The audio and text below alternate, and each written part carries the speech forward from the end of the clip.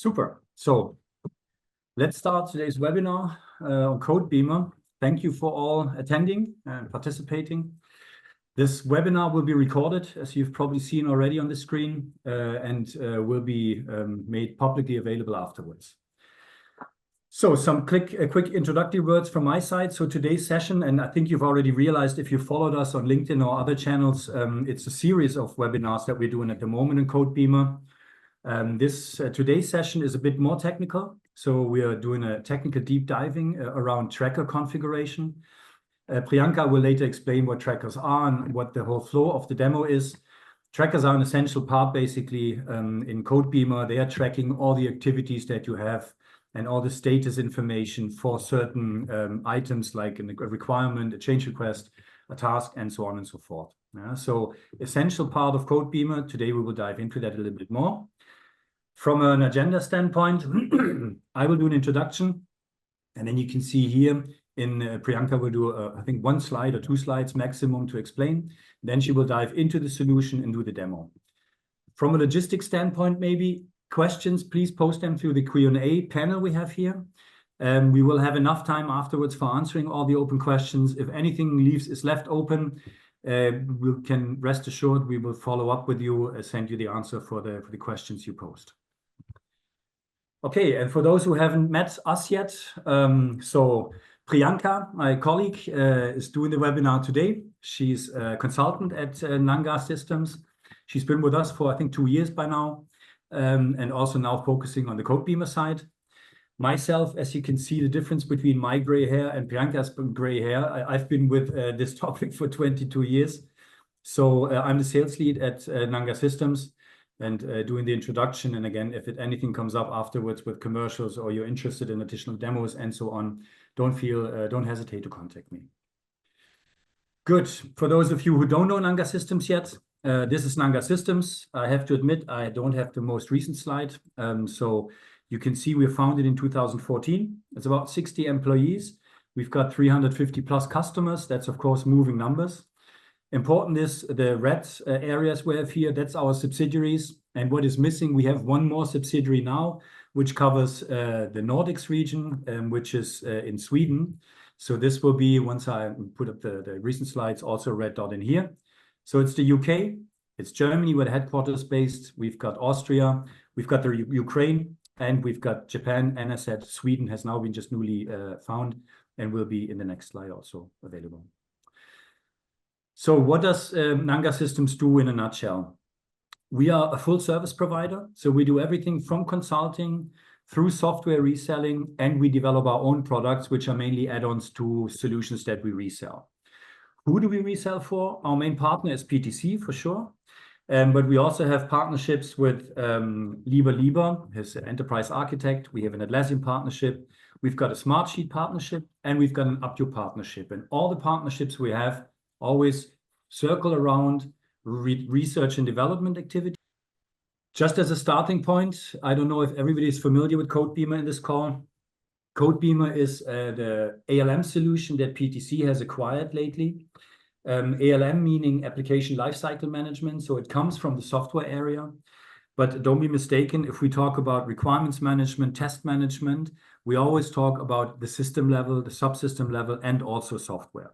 So you can manage your complete system, or you should actually manage your complete system in such a tool like Codebeamer.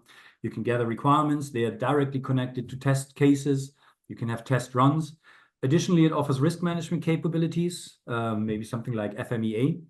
You will have DevOps that you can support and integrate into. We have agile engineering, as I said, software engineering or configuration management.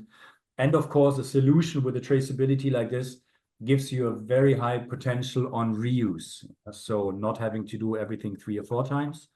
You can see a screenshot here, but I will stop here with my part because Priyanka will dive into the details. Like I said, questions, please post them in the Q&A session. And I will now hand on to Priyanka. So I'll stop sharing, Priyanka, and you can go. Thank you, Lars. Let me share my screen. Yeah.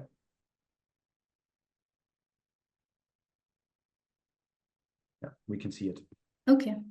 So good afternoon, everyone. Thank you for joining today's webinar on tracker configuration best practices in Codebeamer. My name is Priyanka, and in today's webinar, we will explore several key topics, including how to create and configure a tracker, the concept of inheritance and templates, and some best practices with permissions, state transitions, field layouts, etc. We will also try to go into more advanced field types like computed fields, and also some best practices with automated workflow actions. As said throughout the webinar, if you have any questions, feel free to ask via the chat feature, and we will try to address most of them during our Q&A session at the end. So let's get started. Okay. So thanks, Lars, for giving a short introduction to Codebeamer. Let me also give you a short overview of structure of Codebeamer. So you have Codebeamer, and within Codebeamer, you have different project templates. Each project template consisting of different modules like wiki, documents, trackers, SEM, baselines, etc. But tracker is the most important one, or you can say it's the backbone of project and project templates. So in Codebeamer, tracker serves as a customizable container designed to manage items related to specific aspects of your project. As said, this can include requirements, test case, bugs, user stories, features, and more. Trackers are highly configurable, and they can be adapted to suit specific needs and workflows for your project. So now let's see the process of creating a tracker. So for this demonstration, I'm using training.codebeamer.com instance, and within the demo project I have created, you can access the trackers from the Trackers tab. So when initiating a new project, Codebeamer offers with you a list of default trackers, which you can also see on the left-hand side, also called tracker tree or tracker overview. But you can also always create your own custom tracker. To do so, simply click on this plus icon here. And the first thing is to choose a right type for your tracker based on your requirement. There are 22 tracker types available, and Codebeamer offers unique configurations for these types, which means their own custom list of attributes, functions, etc., which will provide a foundation of how this tracker will be used. And this list is definitive, which means like you have to choose from one of these available types. Templates. So you can create a custom tracker from a template. So for trackers derived from the template, the structure, relations, and behavior of the template are inherited by the derived trackers. For example, if you now choose a type for your tracker, then those trackers that are available as a template will be listed here. So this is one of the best practice to consider, because instead of creating each tracker from the scratch every time, it's beneficial to set up a template tracker. And in future, if you want to create a similar tracker, you can simply use this as a starting point, which will save a lot amount of time and ensure consistency across your project. But you can always override these properties by, for example, creating a new custom field or modifying your workflow. And what makes a tracker available as a template is based on this checkbox here. So after designing your tracker template, you can simply select this checkbox, and next time when you create a tracker of similar type, your tracker will also be listed in this dropdown. So inherit template configuration. Check means if this template tracker changes, then your tracker or the child tracker inherit all those properties. So as said, this can include field changes, permission changes, workflow changes, default values, and any other settings. So in summary, unchecked inheritance allows you to create a standalone tracker, which is independent of any parent templates. This is more useful when you want to have a unique configuration for your tracker without inheriting any properties from the parent template. But this may require more manual maintenance compared to using inheritance, especially when managing multiple trackers with similar characteristics. So there are certain fields that's mandatory when you create a tracker. For example, you need to provide a name for your tracker. This name has to be unique. And also a short name to identify your tracker items, and a description. So this will be useful when you want to, for example, export it to a Word. So this will provide some information for the user about the purpose of the tracker. So once you save your tracker for the first time, you can also see other configuration tabs enabled. So at some point of time, if you want to disable your tracker or template, it's also possible, like you can select on none. And when you try to save it, you have to provide a e-signature, which simply means like you have to log into the Codebeamer with your username and password and confirm this.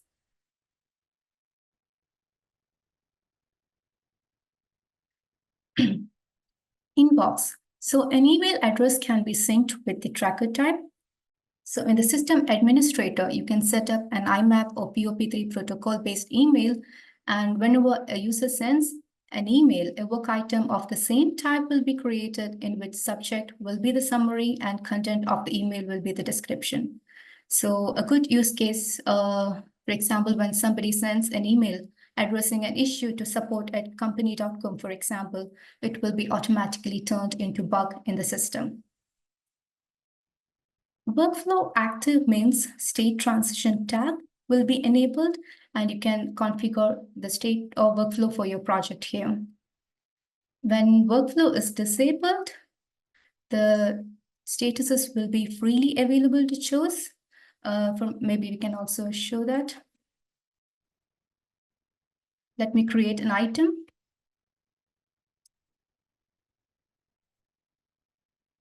So now you see, like when workflow is not active, you can choose the statuses freely if you have the edit permission for this field.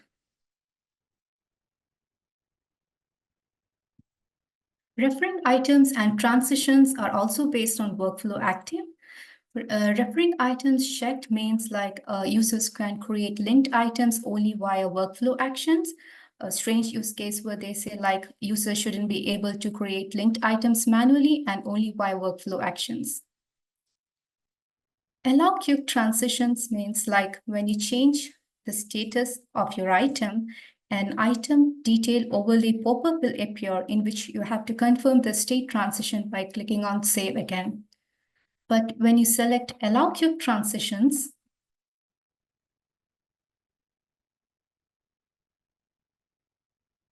you can see that this pop-up won't appear and you can change your status easily.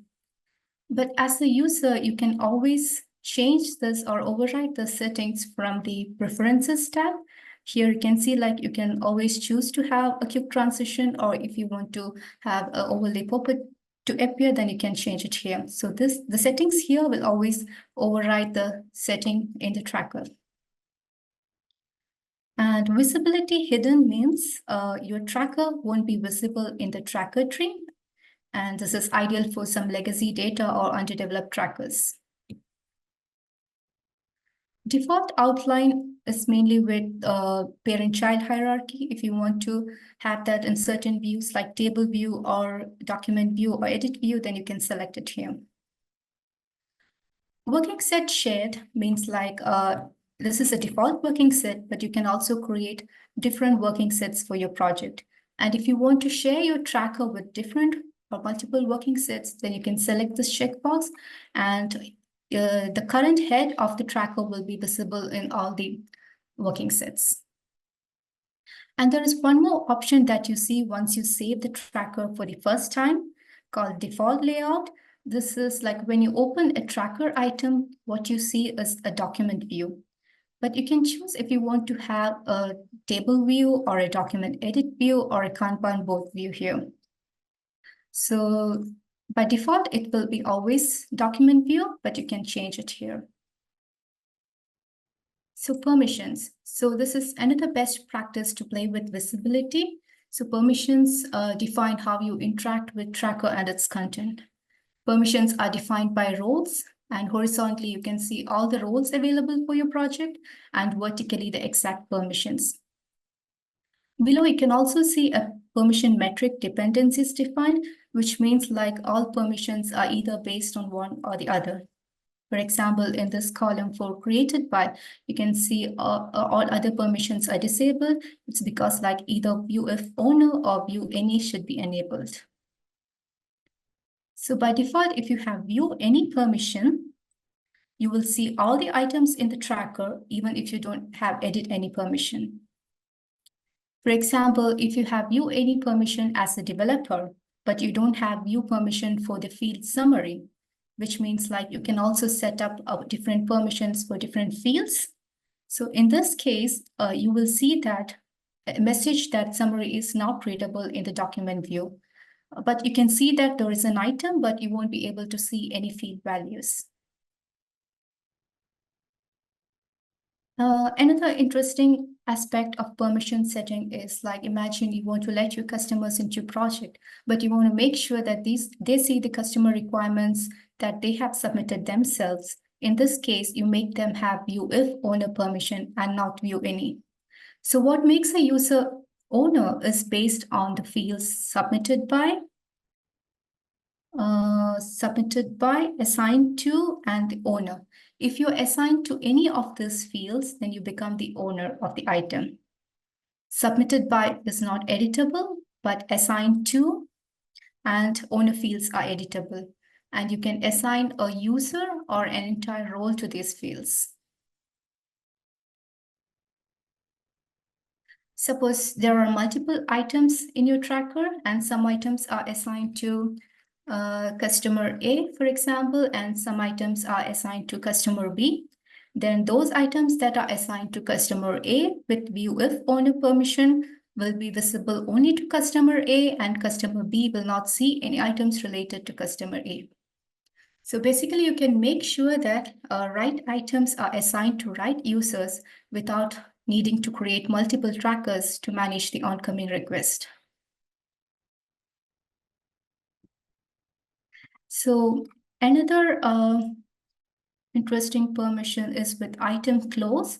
So this is a relevant permission when workflow is disabled. So if you don't have item close permission, then you cannot select the values accepted or rejected, which has a closed meaning. So you can again make sure that only right users can close the items. Okay, now let's move to fields. So you can see all the fields available for your project in the property section, and you have the flexibility to configure it directly from the fields section of the tracker configuration page.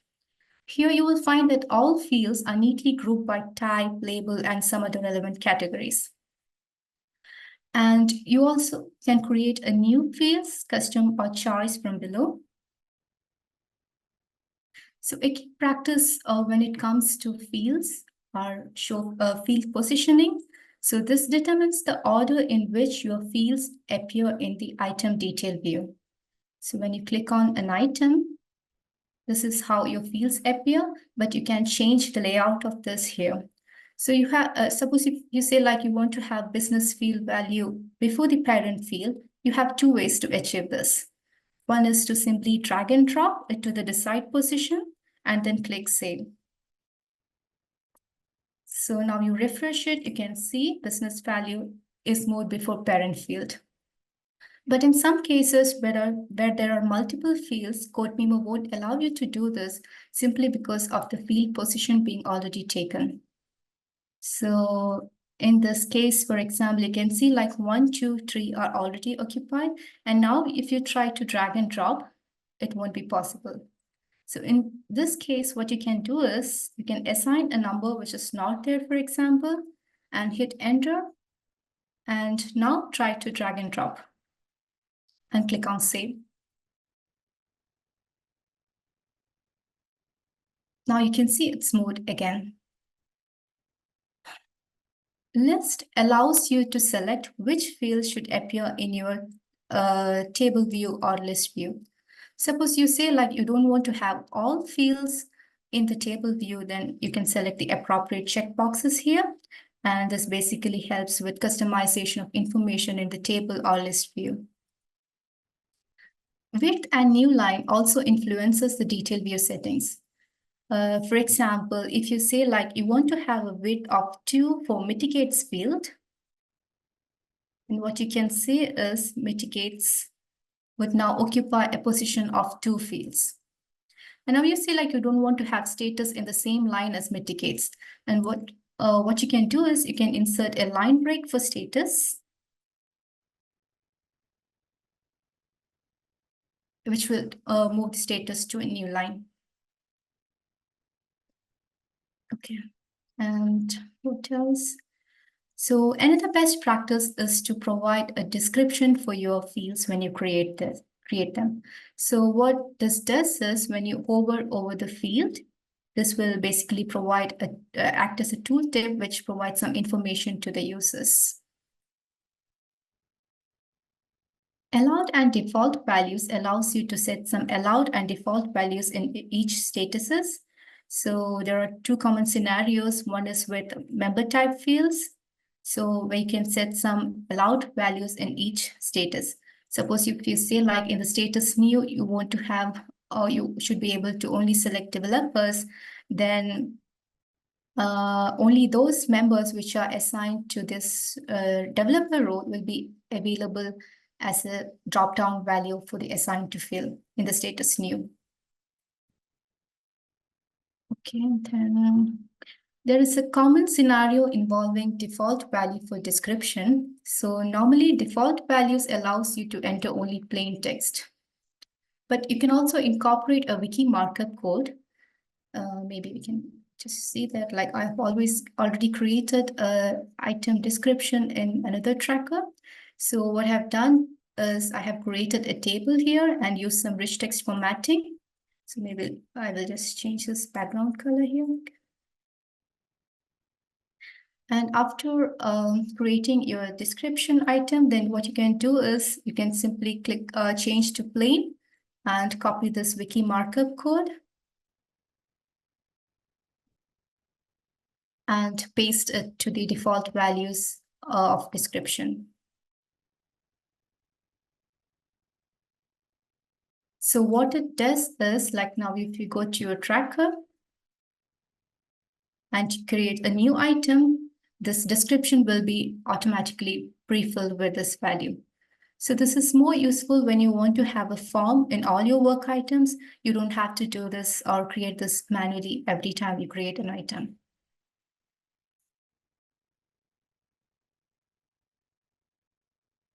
Okay, so and best practice is to use advanced fields like computated field to automatically calculate field values based on different other fields. So let's consider a scenario in system requirement specification where we have a field called customer requirement by which you connect to the customer requirement specifications. So when dependencies are set, any changes to the business values in the customer requirements will trigger an automatic calculation in the system requirements by the computed fields. But if dependencies are not set, any changes to the business value will need a manual update in the system requirement. So best practices, like if you have multiple customer upstream requirements with varying business values, it is always best to display all of them in the system requirements. So what I've done here is I have created a computed field called customer requirement business values and have used a formula or expression to get the business value of the customer requirements. But in most cases, you want to show only the highest business values. So yeah, so you can use another formula to get the, maybe I can also show it. So I have just for the demo created two fields separately, but in most cases you need just one. So this formula will get you the highest business value from the customer requirement and display it in system requirements. Okay. So now let's go to state transitions. So as said, a tracker's workflow is enabled, will have configurable state transitions, and you can define the workflow for your project here. And this is the default workflow that is coming from the template if you have any, or from the type if you don't have any templates. And the diagram here is based on the transition you defined up here. So, and the possible states of the tracker item are the choice list value of the status field. And you can create a new state transition from below, in which you have to provide a from state, a to state, and you can also give a meaningful name to your state transition. And some best practice to consider are clearly define the workflow for your project, including all the states and possible transitions between them. And limit the number of transitions to only those are actually required for your project. Too many can lead to confusion and inefficiencies. And always use permissions wherever possible, so only authorized users can perform this state transition. If a transition is made hidden, this cannot be invoked by a GUI. And if it's made automatic, this transition would happen automatically when the source state is reached. So it's a best practice is when you want to bypass certain processes without the admins being to perform the transition twice, then you can select it as automatic. And conditions and guards are where you define certain conditions for this state transition to happen. So this transition will happen only if certain conditions are met. For example, in the case of waiting for approval to accepted, you can add a guard condition called has review. So if the item has review, only then it will be possible to move it to the accepted state. But instead of this, you can always start a review action from draft waiting for approval so that it's already initiated. So this is where you set up different automations. Okay, another commonly used guard condition is in the case of accepted to draft.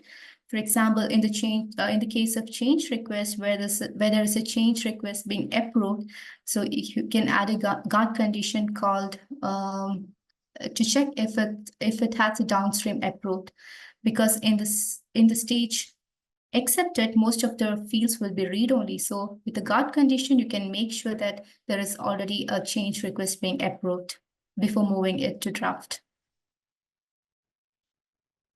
And another best practice is to use workflow actions wherever possible to streamline the state transition. So you can configure state transition to automatically assign tasks or user stories to relevant team members when they reach certain states. For example, if a task moves from to-do to in progress, it can be automatically assigned to a developer who is responsible for the implementation. And you have the flexibility to update a referring item. For example, if a test case is accepted, then the upstream requirement can be marked implemented automatically. And one use case of creating new upstream or downstream reference items would be in the case of, like, for example, when a requirement item is accepted, then you can automate the creation of relevant tasks or user stories to implement that feature. So what you can do is you can just do a setup to create the new items, and you can name however you want it. And with the distribution feature, you can even assign it to different members as in the assigned to field. For example, so if I have a requirement item assigned to my name, for example, and when this requirement is being accepted,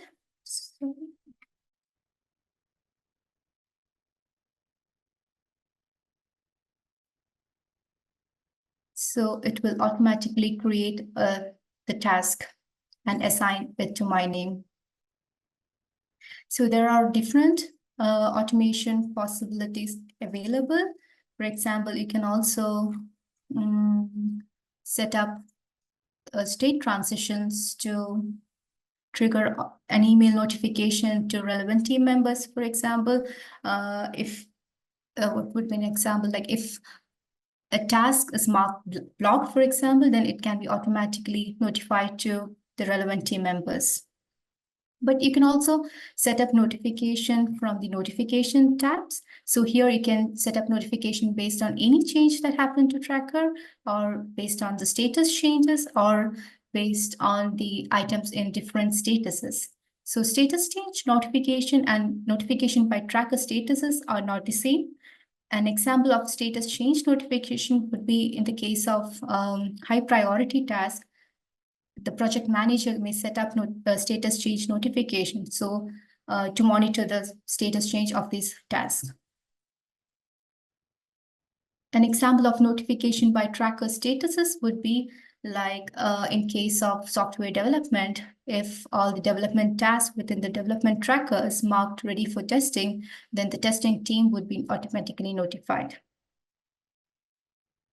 So these are the most important part of tracker configuration, but you can also see different tabs like escalation. So this is where you define escalation, mostly used for task management, where you monitor the due dates for the task. And when the items remain incomplete past the due date, it can be automatically, or an escalation could be automatically sent.